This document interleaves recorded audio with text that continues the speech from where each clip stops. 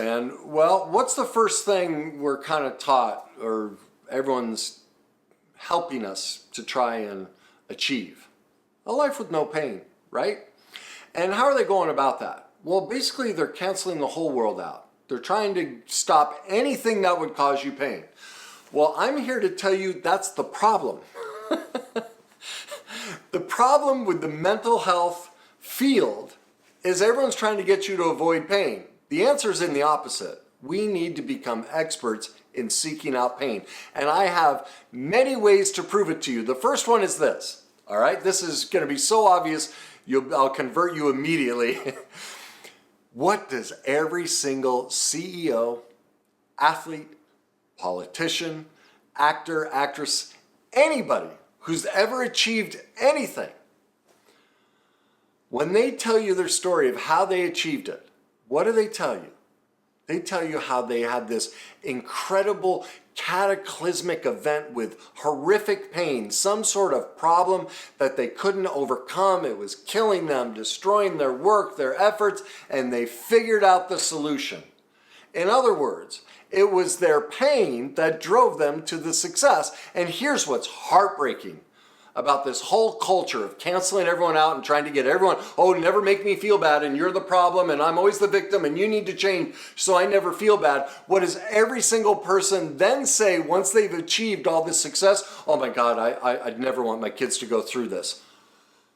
Like, did you not just hear yourself? The only reason you're now leading this multi-gazillionaire company, the best athlete, the best musician, the best at whatever you're doing, is because you learned how to overcome your pain. And yet you would never want that for your child. That's like severe abuse. Yeah, I want my child to suffer and never get the answer and live in misery. And so I'm going to make dang sure. See, I started this foundation over here to make sure that kids never feel pain, and therefore they never get the answer. Only I am the only one who will ever have the answer, because I'm the only one who learned how to navigate the pain. But these kids, I don't want ever them to go through it. And that's what's sad, is they don't even realize. Now, that is not their intent. Of course, we don't want anyone to suffer. But that's just not life. That's not real. That's not realistic. It's not helpful. It's not hopeful. The solution to life always has and always will be to conquer our pain. The reason the world suffers is nobody's taught us how. Where have been for centuries, we've been taught to avoid it. And I have a pinnacle story that'll prove it's been around for thousands of years, and billions of people have followed this person in this message, and they've missed the message. They've taught it wrong for thousands of years. Now, whether you believe in God or Christianity or Catholicism or any of the religions, doesn't matter. Take this story for the story itself, and it proves my point. And this story is the story of Jesus. What was his life? Filled with misery and persecution. And what was he known as? The perfect human being who had nothing but faith and trust in his Father, the Almighty God. Now, what happened to Jesus? This perfect human being who never made a mistake. Well, after suffering all of that misery, eventually he gets nailed to the cross. And what does he scream out? Dear Lord, why have you forsaken me? Or how dare you forsake me? However the words were said. But do you see what he said in that moment? In that moment, he had finally admitted the truth. Even he didn't believe in his Father. Do you see that? Because why is he questioning? If he has total faith, he would know, oh, pain is good. My whole life's been filled with misery. I trust my Father. He's going to put me through this because this is what's given me the solution, the answer. But no, he didn't believe. And so what did he have to do? He had to have a cataclysmic event with pain on the cross for him to see the truth. Oh my God. The solution was to admit that all along, even I didn't trust my Father. And the second he did, he could give himself to the cross and rise again. And that's the resurrection for all of us, whether you believe or not. This isn't a spiritual message. You can make it if that's what you want, you can make it. But if you're agnostic or atheist, the message is still true for you. The resurrection always comes for all of us when we get to the other side of pain. Yet everyone's saying avoid your pain. It's wrong. You don't get anywhere unless you become an expert in your pain. It's the solution to everything. But nobody knows how to do it. And that's why I wrote this book, Your Journey to Success. This is the path. Literally, I show you this is how you face your pain, because no one had ever written the book. That's what I realized. I couldn't get to the other side because everyone's trying to get me to be happy, be positive. There's a couple other things we're going to get to that's robbing you of the solution that everyone's teaching. And the answer's in the opposite. And until we start teaching this, our mental health will suffer. And it's exploding. Look at what's happening in our mental health. Addiction is on the rise. Obesity is on the rise. Illness and disease are everything's on the rise. Yet we have all these pills and medicine is advanced, yet everything's getting worse. Why? Because we keep teaching, everyone's the victim. Don't make anyone upset. Don't make them conquer their pain. Now, I would never advocate abuse, but much of this stuff is, I don't like that word. You need to change. That word isn't nice. Come on. Really? A word? Look, words hurt, but it's up to me to navigate that. It's not to change you. I'll get to why that's so important in a minute. The bottom line is this. Every person who's ever succeeded, they will tell you the only reason they succeeded and the happiest moment of their life is how they conquered the problem they were struggling with.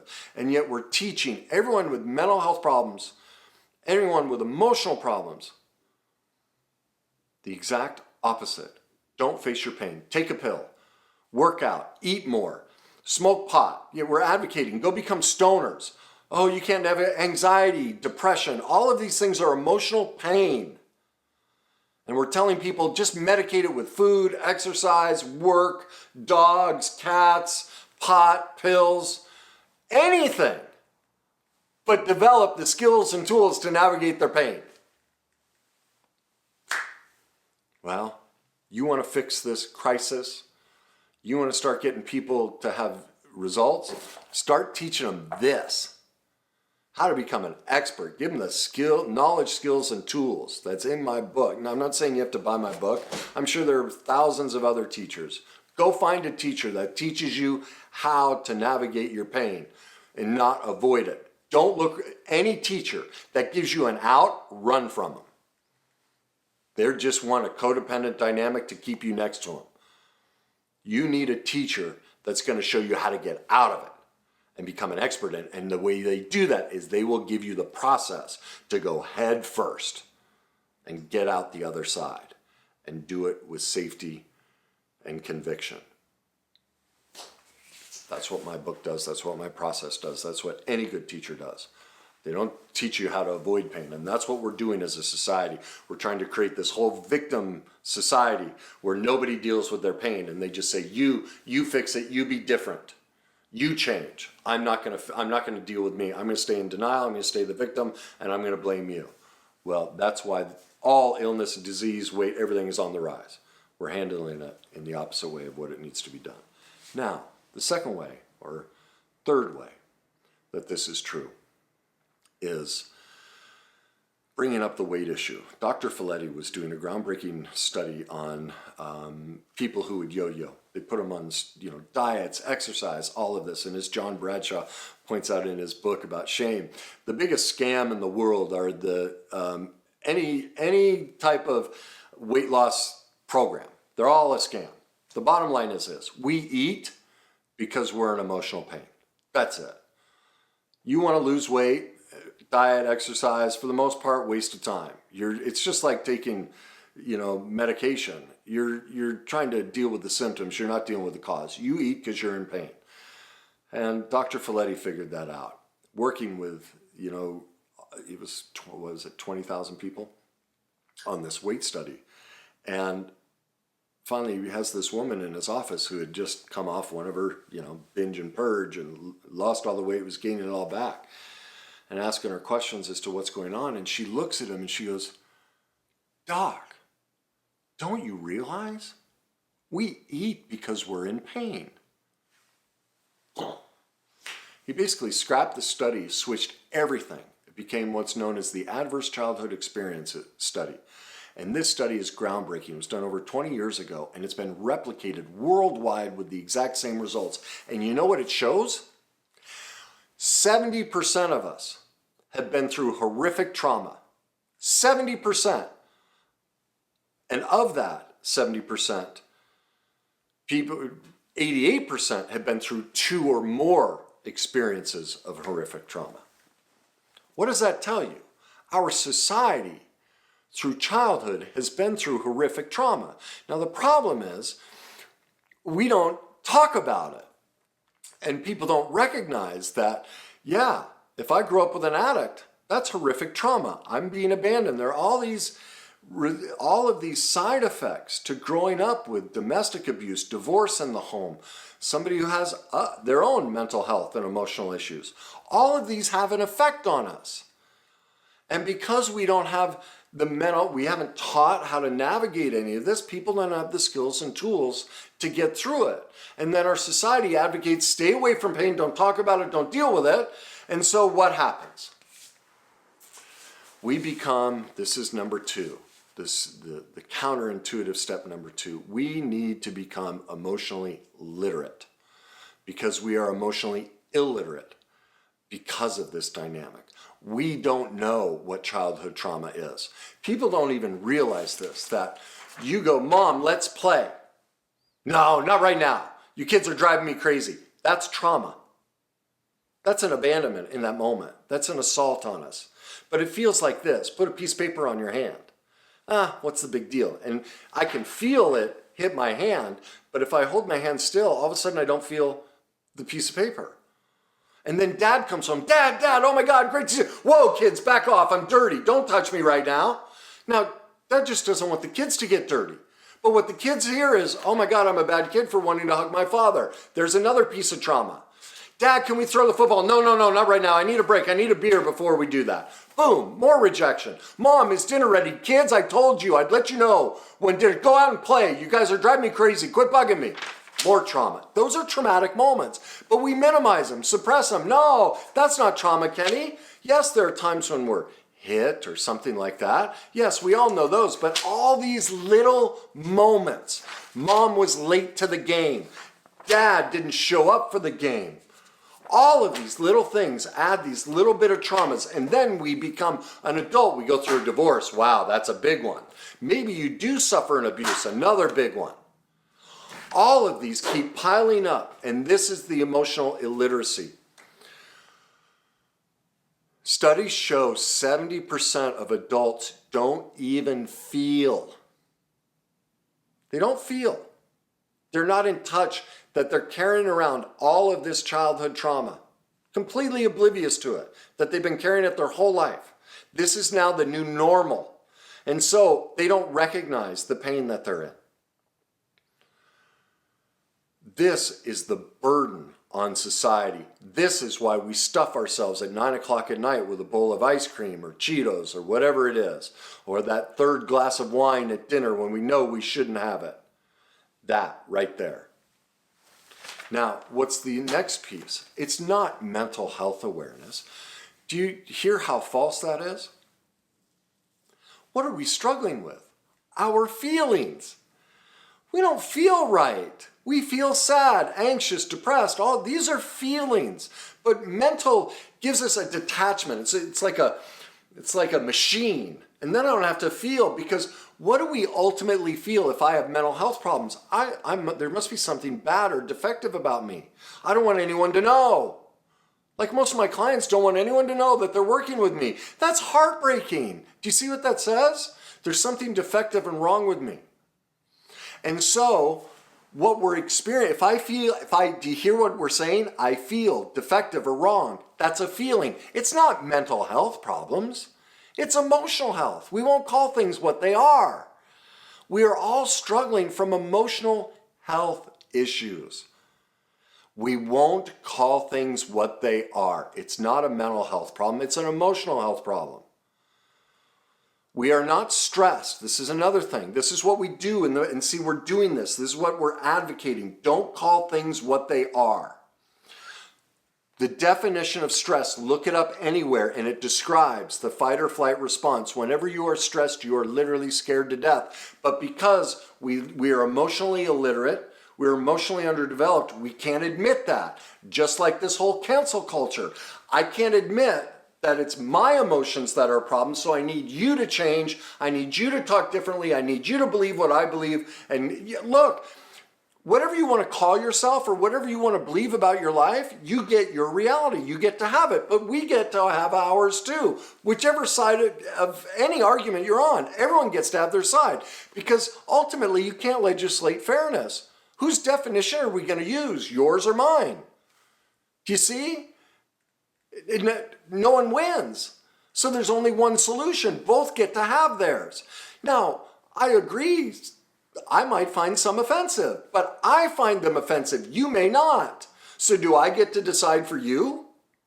Because if you want to decide for me, that means I get to decide for you. It's not a one-way street. No one said you were God. And no one said I was God. We have to coexist. But because of a lack of emotional health, emotional awareness, because we're emotionally illiterate, we all play the victim cancel culture. No, you need to be different. You need to say it the way I want it said so I don't feel uncomfortable. And that creates what I call the scales of injustice. All of us are in massively high denial. We won't call things what they are. We won't deal with the truth. We won't admit that we all are manipulative and trying to control people and get them to think and believe what we want. And when we're in massive denial, the reason we do that is we have low self-esteem. I can't admit the truth, that my beliefs are meant to control you, because I don't want to deal with me. I don't want to admit that I went through childhood trauma. I don't want to admit that I need to deal with my emotions. I don't want to admit that we feel before we think. I don't want to deal with any of that. That's denial. When there's denial, there's no truth. And why is there no truth? Because I don't have the self-love, self-awareness, and self-esteem to accept the truth about what I think, feel, and believe.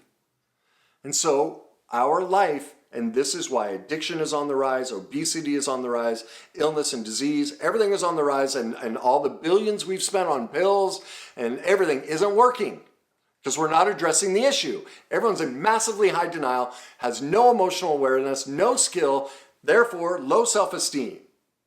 And so what happens when we tell the truth? I'm scared. I'm petrified. I'm not stressed. I'm feeling incredibly inadequate right now. And then when I tell you the truth, that it's not a state, it's my emotional awareness. Once we get into truth, look at what happens. Self-esteem rises. Self-love rises. Denial drops. I can admit that I'm perfectly imperfect, that I have weaknesses and they don't make me bad. I can admit that I'm struggling with my emotional health, not my mental health. That it is my feelings that scare me to death. That I'm scared of you knowing that and sharing that. But ultimately, that's the solution. That's what we need to focus on. So, counterintuitive tip number 3. This falls in that same line. We are selling this false narrative to be positive all the time, this false positivity. When again, the answer is in the opposite. They have shown repeatedly, you tell a depressed person to do affirmations, and what happens? Their depression skyrockets. Why? What did I just explain? The scales of injustice, when we're in high denial, low self-esteem. A depressed person has low self-esteem. They're not liking who they are. They don't feel love for themselves. All right? And as somebody said to me on one of my posts, they're going, well, it's a chemical imbalance. Yes, you're right. It's a chemical imbalance that was brought on by trauma that's never been healed. And the repeated firing of that emotional trauma is what has the brain imbalance. That's what happens when we go through emotional trauma. It creates a massive explosion of chemicals that creates depression, anxiety, lots of different things. One of the many things that can create. That's what the adverse childhood experience study showed. When you go through childhood trauma, all illnesses and disease explode.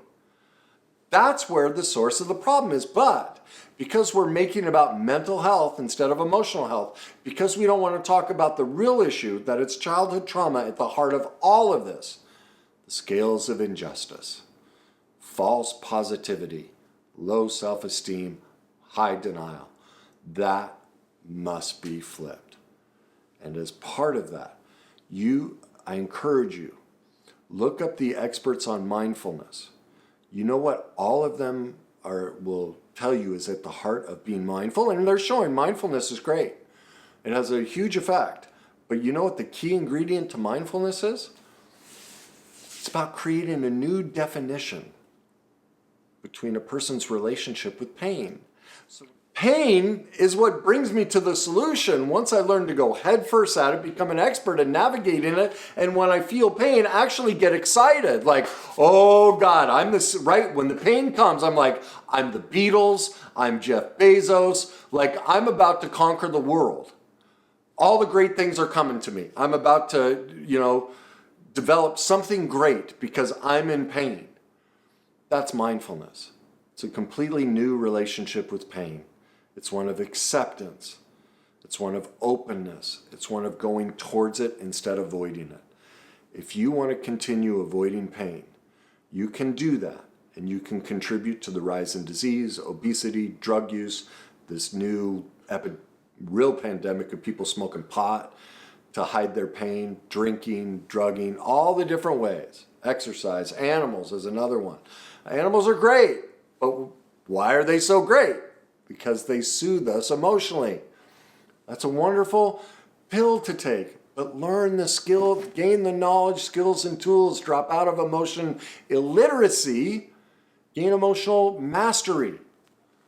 Develop the knowledge, skills, and tools, and you might enjoy an animal for the animal, not as a medication tool to avoid the pain that you're experiencing. That is it with all of these things. Learn to navigate pain. Only one way to do it. Go become an expert so you can learn how to head straight for it. And always on the other side of pain. It's like I tell every client, you're this far away from it, from the answer. You're literally that far away. You just, every time you come up against this pain barrier, you turn the other way, you play the victim and try and get someone else to fix it for you. I'm just encouraging you to break through that wall and learn how to do it yourself. And once you do, once you have this new relationship with pain, your life transforms like that. And you can repeat it over and over. You no longer worry about pain. You no longer try and avoid it. You go right at it. And that's the secret to life.